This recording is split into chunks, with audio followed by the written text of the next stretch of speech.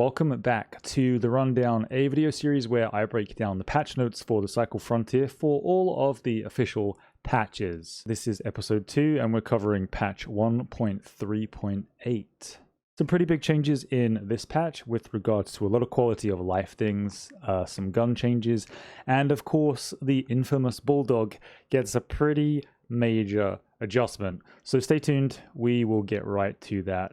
As always, I will leave the official link to patch notes, the written patch notes that Jaeger post down below. Alright, Prospectors, changes this patch are going to be as follows.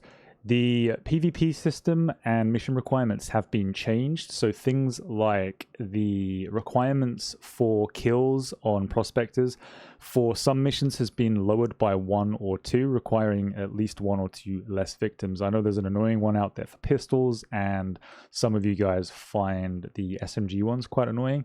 I kind of like those ones because I find the scrappers a super easy way to do that, but either way, everyone's going to have an easier time across the board with 1 or 2 less kills required to complete those. Similar change to PvE where some of the numbers for mid and late game hunting missions have been tweaked. No specifics exactly from Jaeger just yet on that. The Epic Shield has a crafting reduction and has reduced the Smart Mesh and Hardened Bone Plate requirements from 3 down to 2, so you just need 1 less for that. The Laser Drill Beacon has also got a reduced Smart Mesh requirement, which has gone from 4 to 2, cutting that in half, which is a pretty big deal. Although Smart Mesh is not terribly difficult to come by, that does make things easier across the board for everyone. Jaeger have said that after further analyzing PvP data on PvP encounters, the maximum number of players on active instances has been reduced by 1. Not really a drastic change, although I'm sure on full maps that will make a minor difference. Jaeger have also stated that they've tinkered with matchmaking for fresh new players to increase the chance of them actually surviving. So the adjustment changes things slightly to create a better experience for new solo players and also changes things for new duos and trios. Jeff has been given a new attack, so apparently we need to watch out for new antics. Slight new change to how to tackle Jeffs, but a welcome one for sure, keeping everything fresh and clean. Players in the tutorial will also no longer have green armor and it's increased to blue. I believe you used to start with green armor and a purple backpack, so you'll be starting with blue armor and I'm assuming a purple backpack along with the guarantee and I believe the KBR longshot. Alright, getting into what everyone is probably here for, weapon adjustments, and we'll just kick it off with the Bulldog. The Bulldog has had a pretty drastic nerf. The spread has been increased by 30%. Up close, it's not going to make much of a difference because spread is something that occurs over range. But for those of you guys that use the Bulldog exclusively, those like 20-30 meter 2-taps, those are going to be considerably harder by the looks of things. Moving on to the Advocate, the recoil pattern on that has been reworked. Horizontal recoil does not go back and forth, in Jaeger's words, like a feral animal. The Core 47 has a reduced initial vertical recoil, and vertical recoil is now more predictable and more consistent.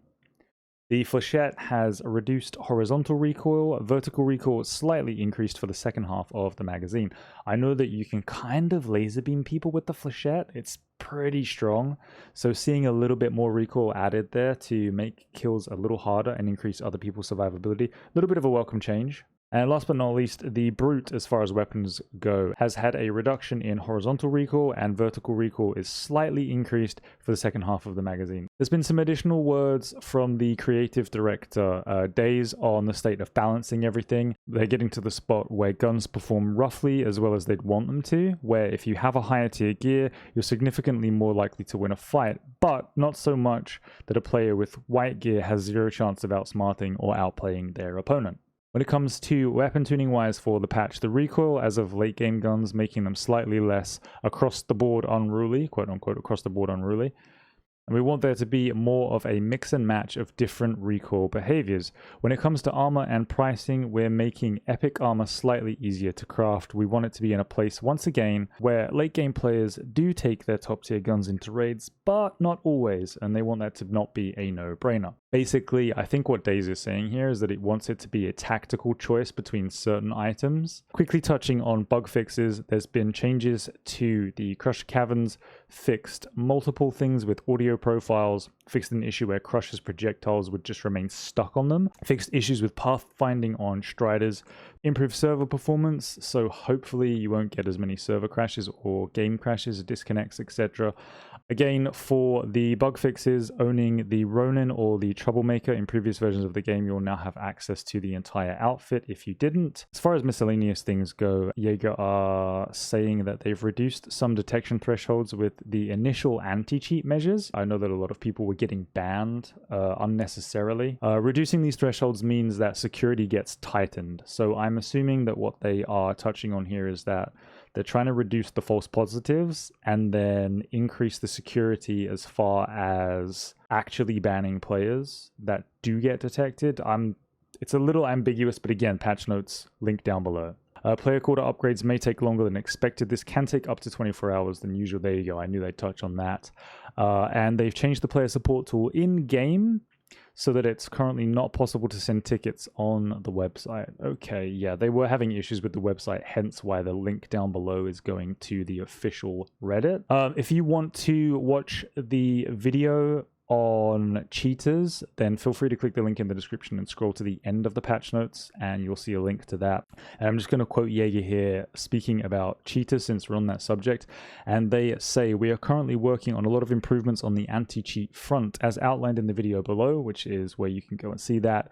"We recommend giving it a quick watch if you haven't. The compensation feature is on good track and we're looking to have some additional methods to provide an experience as tedious as possible for cheaters and real money trading folks alike." So I think they're recognizing that the anti-cheat is really not where they want it to be. Understandably, it's still a fresh game. It's been less than a month from release. Hopefully it doesn't actually affect the quality of life for average players or even, you know, good players, etc. Hopefully it just doesn't affect things across the board for legit players. But we'll see. You guys might see it before me because I had to stay up super late to get these patch notes. Anyway, I am going to sign off.